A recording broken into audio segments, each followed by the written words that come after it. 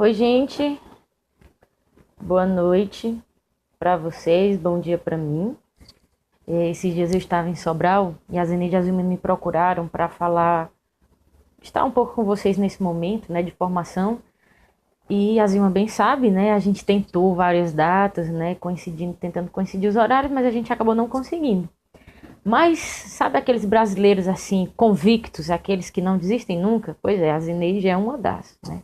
Então, sexta-feira ela me procurou dizendo que esse encontro seria hoje e pediu para que eu gravasse esse vídeo, um vídeo rápido, né, que vocês já tiveram aí um momento de formação, né? E para falar um pouco sobre a nossa experiência, né, de doação de vida, né, a minha experiência de doação de vida na evangelização da juventude, mas principalmente, né, naquilo que nós vivemos na missão de Olinda. Então daí é que eu vou começar, né, de 2011, quando fomos abrir a missão de Olinda, né, fomos 5 missionários, né, eu, o Ramiro, o Tony, o Rafael, a Ariane e a Zeneide, né. Então a gente sabe que é muito próprio da comunidade, né, assim, faz muito perfil da comunidade, né, uma intensa evangelização da juventude, né. Acho que vocês sabem melhor do que eu, vocês moram na sede, né, que boa parte da comunidade é composta por jovens, boa parte do vocacional, né? Não sei como está esse ano, mas eu acredito, né, que seja boa parte dela composta por jovens, né? Então, quando nós chegamos em Olinda, o nosso desejo era conhecer o jovem pernambucano. Queremos evangelizar os jovens, cadê os jovens? E quando nós chegamos no local onde nós íamos morar, era um local muito fechado. Quem já foi lá, né, sabe que é um terreno bem grande. Quando nós fomos morar, não existia nada daquilo que existe hoje, né? Era mais escuro.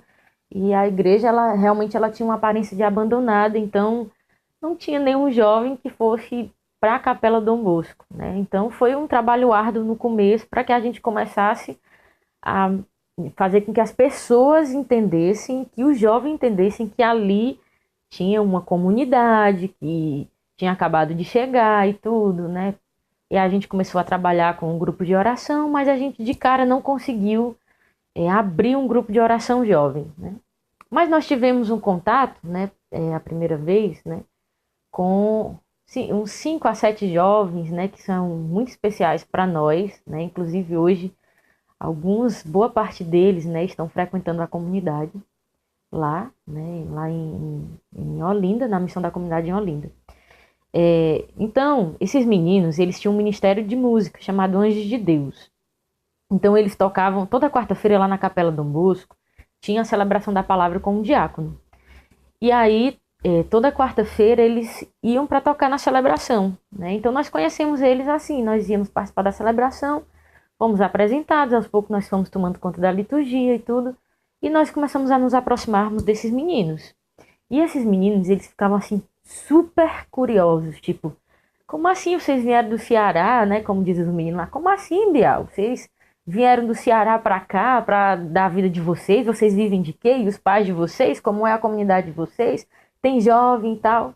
E esses meninos, eles faziam caminhada na obra de Maria, né? Eles faziam vocacional na obra de Maria, que é um processo diferente do nosso vocacional na comunidade, bem diferente, né? E eu lembro que quase todo dia, né, os meninos iam para lá, né, lá para nossa casa, e a gente ficava conversando com esses meninos, né? Não sei se o Ramiro tá me assistindo aí, né, mas se ele tiver, ele vai lembrar muito bem, né? O Ramiro era um daqueles que ficava, ai, Zezé, esse jovem não se cansa não, Zezé, ai, meu Deus do céu, eu tô morrendo de sono. Eles não via a hora os meninos ir embora, porque realmente era cansativo. A gente, no começo, a gente não tinha muito apostolado, porque a gente estava ainda se estabilizando na missão. Então, boa parte do nosso apostolado era gastar toda a nossa atenção com os meninos. E esses meninos que eram da obra de Maria, né? E aí a gente ficava brincando, dizendo que a comunidade Rainha da Paz era a mãe e a obra de Maria era a madrasta. Por favor, não espalhem isso por aí não, tá certo? Isso era uma brincadeira nossa. Porque eles iam raras vezes, uma vez no mês na obra de Maria só, né, para um encontro deles, que eu acho que era só uma vez por mês mesmo, se não fosse assim, com mais extensão de tempo, né? Mas quase todos os dias eles estavam na comunidade. E eu ficava, né, assim, intrigada, mas a gente lá, né, com toda a nossa disposição, com todo o nosso tempo, gerando alguma coisa dentro daqueles meninos, né? Inclusive um deles, uma menina, a Ayane, né, hoje ela é comunidade de vida na obra de Maria, e ela faz questão de toda vez que ela tira folga, né, ela vai na comunidade. Ela vai lá na nossa casa, ela toma café da manhã com a gente, né? E ela sempre agradece o nosso sim. Ela diz que o fato dela ter se encontrado com o carisma dela, com a comunidade dela, nasceu do testemunho do nosso sim, né? Daquilo que a gente, de como a gente passava para eles essa vida de missionário, né? Mesmo ela não tendo o carisma Rainha da Paz, né? Mas, enfim, né? Então, esses meninos, né, ficaram muito próximos a nós. Com o tempo, como era natural, porque eles estudavam muito, isso é muito próprio, né, assim, de lá de Olinda, os meninos, os jovens, quando eles entram no terceiro ano, cursinho, que é o pré-VUP, né, que eles fazem e tal, e quando eles entram na universidade, pronto, você não vê mais esses meninos, porque eles não têm mais tempo para nada. Mal de cidade grande, né? Mas também eles não são habituados, né, a conciliar uma vida universitária com uma vida em Deus, né, como muitos de vocês sabem que realmente é muito complicado, é muito difícil. Daí a gente não conseguiu ainda no início abrir um grupo de jovens e tudo, né, e o tempo foi passando e dentro de mim alguns questionamentos foram se levantando. Por exemplo, por que que todas as pessoas que moravam comigo, se elas tinham um problema, né, eu era uma das autoridades da casa, a Zeneide era responsável local, né? Era a nossa maior referência, era ela, mas eu não conseguia é, lidar com os meninos com a minha autoridade, né? Os meninos eles não conseguiam me procurar, eles tinham um problema, se eles não estavam bem, eles não me procuravam, eles sempre procuravam a Zeneide, né? E isso começou a levantar assim, um questionamento dentro de si. Por que isso acontece? Por que que eu não consigo me aproximar deles? Por que que eu não consigo ser próxima deles, né? E isso começou a causar assim dentro de mim um certo anseio, uma certa angústia. E eu fui conversar com a Zeneide, né? E disse tudo para ela, né? E ela começou a dizer assim, Jamile, sabe qual é o teu maior problema? É porque tu olha muito para ti. Tenta se esquecer um pouquinho de ti, esquecer um pouquinho da tua crise, esquecer um pouquinho do teu problema, esquecer um pouquinho da tua dificuldade e colocar a atenção na dificuldade dos outros. Quando tu começar a fazer isso, aí sim, tu vai começar a ter importância na vida dos meninos. Porque, de certa forma, quando nós não, se nós nos voltamos para nós, se eu me voltar para mim mesma, né, e se eu viver só no meu mundo fechado em mim, pensando nas minhas dificuldades, nos meus problemas, né, eu não vou dar espaço para que outra pessoa, né, ela possa, vamos dizer assim, desaguar em mim as suas dificuldades e tudo, e me procurar, né, e conseguir se abrir para mim, né, e aí eu venho no primeiro ponto, né, que eu gostaria de dizer, que eu cheguei a essa conclusão nesse tempo, esquecimento de si, né? A gente precisa esquecer de si, né? E quando eu me dei conta disso, né, comecei a dar alguns passos, né, em direção a um certo amadurecimento na minha doação de vida, né? A gente tem muita tendência, né, a ser um pouco egoísta mesmo, né? A você pensar muito naquilo que você está vivendo, você só consegue enxergar a sua dificuldade, o tempo que você não tem, sempre você, você, você, você, né? Quando, na verdade, tem outras pessoas que passam por mais dificuldades do que você e que estão do seu lado, só que você não consegue enxergar, porque você só consegue enxergar a sua dificuldade, você só consegue enxergar o seu problema, você só consegue enxergar a sua crise e você não consegue ver que o outro que está do seu lado está muito pior do que você, né? E daí eu comecei a tirar os olhos de mim, né? Não me perguntem na prática como isso aconteceu, que eu vou dizer como o Madiel diz, né? Muitas vezes eu ia para adoração e ficava lá no soro, né? Como uma pessoa internada na enfermaria, pedindo para que Deus, deixando que Deus cuidasse, né? E que Deus fosse mudando isso no meu coração. Senhor, tira os meus olhos de mim, tira os meus olhos de mim. Então, quanto mais eu ia passando, né, por esse tirar os olhos de mim mesma, mais Deus ia me curando da certa crise em que eu me encontrava. A cura estava justamente em não olhar para mim e para onde eu estava, para a crise que eu estava vivendo, né? Então nós abrimos aí o grupo de jovens em 2011, mas, poxa, vocês só começaram a evangelização de jovens quando vocês abriram o grupo? Não. A evangelização, ela não está somente em eventos, em retiros, nos grupos, em alguma coisa que a gente faz para evangelizar o jovem. A evangelização, ela está muito mais além do que isso. Você evangelizar uma pessoa é você dar a vida para aquela pessoa, no sentido de você dar toda a sua atenção, de você dar do seu tempo, de você dar dos seus ouvidos, de você dar da sua paciência. A evangelização acontece dessa forma. Mas, claro, as outras coisas são muito importantes. É muito importante a nova evangelização. É muito importante os grupos de oração. É lógico, né? É dessa forma que as pessoas se aproximam da comunidade. É lógico que nós abrimos o grupo em 2011, né? Mas mesmo antes do grupo, né, outras pessoas foram sendo evangelizadas, sim, pelo nosso testemunho de vida, né, pela nossa doação de vida.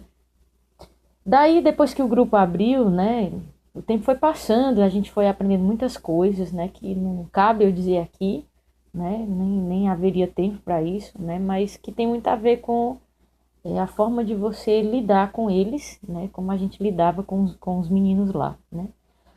Mas o fato é que outra coisa que eu fui entendendo, né, sobre essa questão, além do esquecimento de si, você dá de todo o seu tempo, dá da sua vida, né? Porque às vezes a gente acha que o momento em que eu me dou é o momento em que eu estou ali no meu ministério. Claro, né? Isso é importante, né? Mas nos seus momentos livres, né? Nos seus momentos, sei lá, outro dia que você aparece na comunidade ou que a sua ovelha aparece na comunidade, às vezes a gente não sabe dar atenção àquela pessoa. Às vezes a pessoa vem para o grupo, às vezes a pessoa se aproxima de você e ela está passando por algum problema, mas você não consegue enxergar, você não consegue, você não sabe, porque você não pergunta, porque você não faz amizade com a pessoa, porque você não se aproxima, você não se importa com a vida da pessoa, entre aspas, né? Daí, comigo eu comecei a ter um entendimento disso, né? Quando eu comecei a me reclamar de falta de tempo. Dia de cozinha dentro da comunidade de vida é complicado. Você, além de tudo que você tem que fazer, você tem que dar conta de fazer o café da manhã, o almoço, o jantar é difícil, né? E lavar toda aquela louça. E um dia eu tava muito cansada, era meu dia de cozinha, tinha uma pilha de louça para lavar, né? Daí chegou uma pessoa nitidamente com desejo de desabafar.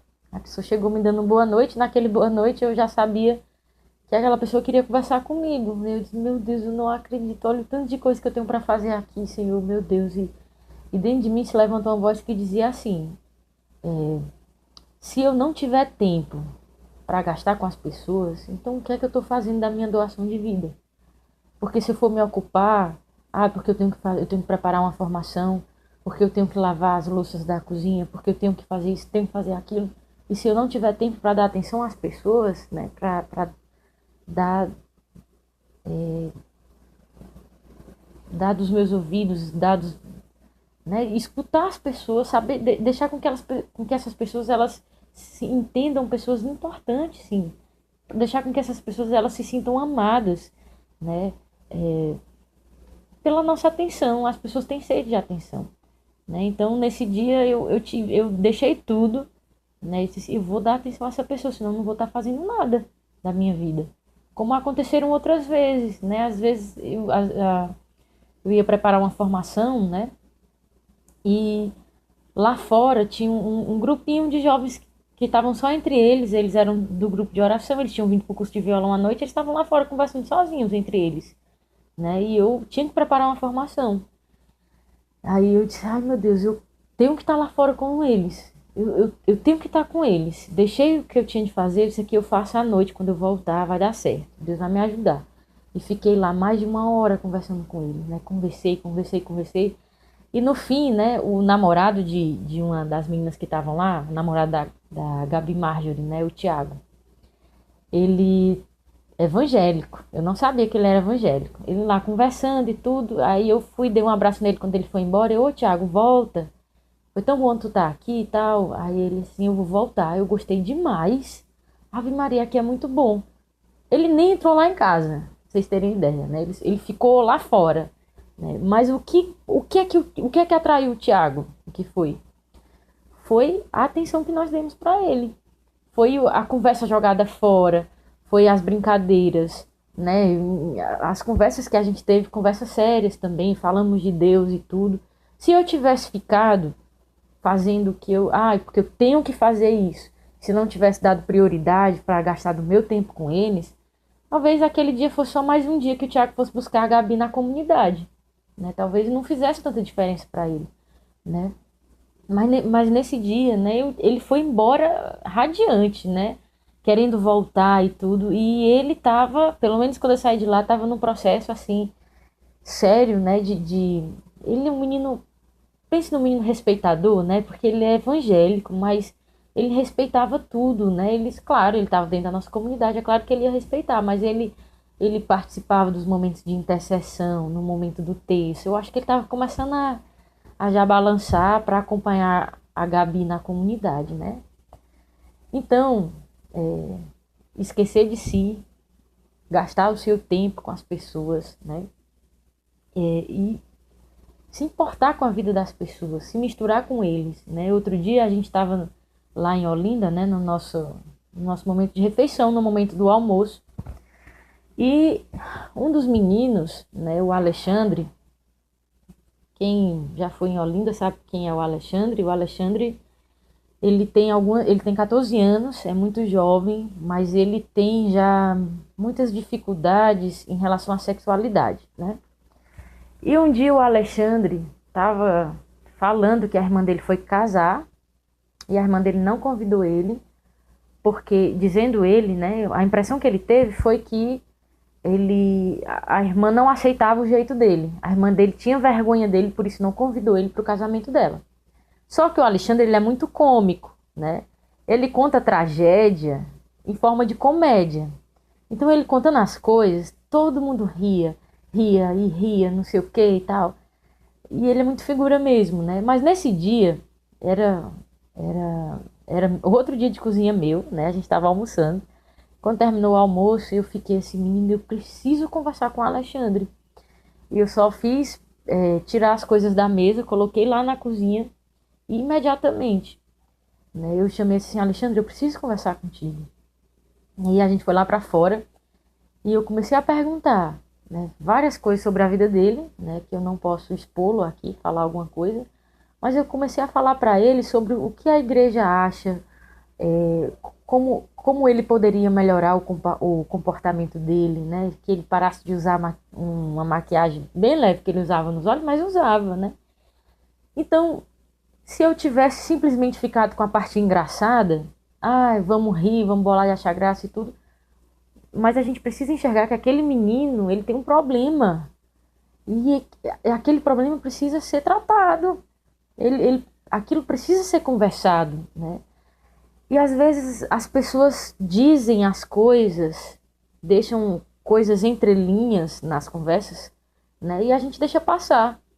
Porque eu não vou mexer nisso, porque eu não tenho tempo, ou porque não tô bem, aí eu acabo não prestando atenção. Mas a gente precisa estar atento demais, demais, né? À vida dos nossos filhos, dos nossos jovens, das nossas ovelhas, né? E, gente, nós somos referências, e se nós somos referências, nós somos como um pai e uma mãe, que tem que estar ali toda hora mesmo, sabe? Que tem que estar ali para dar, para dar, para dar Deus para eles, para dar atenção para eles, né? E fazer parte da vida deles, né? Nós precisamos fazer parte da vida desses meninos, né? Eu, como fiquei muito tempo lá em Olinda, na parte da Crisma, né? Coordenando a Crisma lá, eu tive a graça de ter 4 afilhados, né? E eu tinha esses 4 afilhados, tenho ainda, né? Como filhos mesmo, né? E fazia questão de ir na casa deles, sabe? De conhecer os pais, né? Não só dos meninos que foram meus afilhados de Crisma, mas dos outros também. Perguntar quantos irmãos eles têm, se mora com pai e com mãe, se os pais são separados, se tem namorado, enfim, saber da vida da pessoa. Me interessar, me importar com a vida daquela pessoa. Então, quando o grupo terminava, pronto, acabou a minha obrigação. Não, pelo contrário, aí é que vai haver uma proximidade de verdade, um dar a vida, um gastar-se de verdade, de ficar ali, de sentar, de conversar. Claro, isso era a nossa realidade, era a minha realidade lá, morava lá, estava lá, a nossa casa praticamente era o nosso centro de formação. Então, os meninos praticamente moravam lá, todo dia eles estavam lá, todo dia à noite eles estavam lá, né? E bem no começo, em 2011, né, a gente sentia um pouco isso porque era muito puxado. Porque quando os meninos do EJC tinham encontros lá, eles ficavam conversando até altas horas da noite, sobrava pro Ramiro e pro Rafa. A gente deixava o Ramiro e o Rafa conversando com os meninos lá fora e a gente já entrava, né? Mas depois de um tempo eu fui entendendo que eu precisava me envolver com a vida das pessoas. Então, tem a Capela Dom Bosco lá e tem a nossa casa. Então, às vezes tinha encontro de jovens do EJC, que era de outro movimento, na capela. Ah, tudo bem, era o encontro deles, não tinha nada a ver com a gente. Mas eu sempre fazia questão de ir lá, porque tinha muitas pessoas que eu conhecia do EJC, muitos jovens que eu conhecia do EJC. Então, quando terminava o encontro deles, eu dava uma passada lá. Então, né, eu sempre dava uma passada lá no pós-encontro deles para dar um oi, né, para saber como eles estavam, para se fazer presente mesmo de alguma forma, né, não só eu, mas a comunidade se fazer presente, para que eles tenham interesse também de conhecer a comunidade, né. Só para encerrar, que eu disse que eu não ia falar muito, né, eu queria muito que vocês tivessem entendido, né, aquilo que eu quis dizer, né. Mas se eu ainda não conseguir, eu vou fazer uma última tentativa, né. Lá em Recife tem uma comunidade que eu sou apaixonado por essa comunidade, que é a comunidade dos viventes. E tem um rapaz jovem, o Gabriel, que é o fundador dessa comunidade. Ele diz, né, ele tem o costume de dizer para as pessoas da comunidade dele, dar uma orientação quando elas vão dar uma esmola a alguém, né, algum pobre. Ele diz assim: olha, gente, quando vocês forem dar esmola a um pedinte, né, um mendigo que está ali na rua, geralmente, quando a gente vai fazer isso, né, a gente se baixa, porque a pessoa está sempre a um nível mais baixo que nós. E, aliás, você estica a mão e você dá ali para aquela pessoa, né? Uma moeda ou mesmo um prato de comida, ou seja lá o que for. Mas ele pede que os membros da comunidade dele não façam assim. Ele pede que nunca dê de cima para baixo, nunca olhe de cima para baixo. Desça até ele e fique no mesmo nível do olhar dele. Faça com que os seus olhos estejam ao mesmo nível dos olhos dele. Se ele estiver no chão, se sente com ele no chão. Fique lá, junto com ele no chão, né? Não basta somente você dar a esmola. Você precisa estar ali junto dele, né? E eu trago isso para o que eu quis dizer hoje, né? Nesse momento. Não basta só eu ser da comunidade e eu fazer a evangelização da juventude acontecer, como quem olha de cima para baixo, como quem olha, que tem uma visão de cima. Claro, a gente tem que ter essa visão de cima de quem enxerga a evangelização como um todo, né? Mas vai chegar uma hora em que você não vai mais poder fazer isso olhando de cima. Você vai ter que se descer até ele, descer até o jovem, descer no mesmo nível de olhar dele, olhar junto com ele, se importar junto com ele, enxergar as coisas da forma como ele enxerga, conseguir ver as coisas do mesmo nível que ele enxerga. E às vezes a gente não, a gente acha que eu já passei por isso, então eu já estou amadurecido, eu já sou um jovem convertido, eu já sou um grande referencial. Então a gente não desce mais onde eles estão. Pelo contrário, gente, aí que a gente tem que descer mesmo, né? Porque foi isso que Jesus fez com a gente, né? Não tem exemplo melhor. Ele era Deus, que estava tão acima de nós, como diz o profeta Isaías, quanto o céu estava acima da terra, né? Mas Deus, ele se igualou até nós. Ele se aniquilou, ele deu tudo que ele tinha, até a própria vida, a ponto de ele não ter nada, viver uma pobreza extrema, porque se Jesus não fosse pobre, Jesus não ia conseguir fazer tudo aquilo que Jesus fez, porque ele tinha realmente que não ter nada, para que ele fosse tudo, né?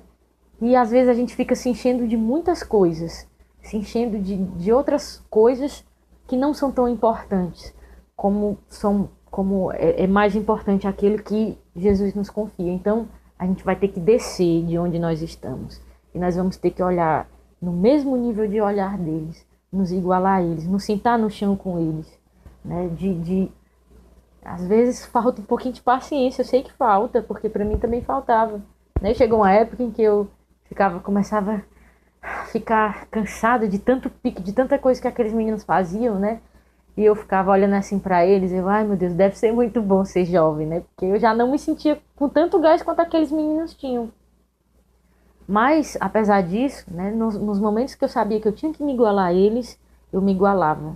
Eu descia, ficava junto com eles e tal.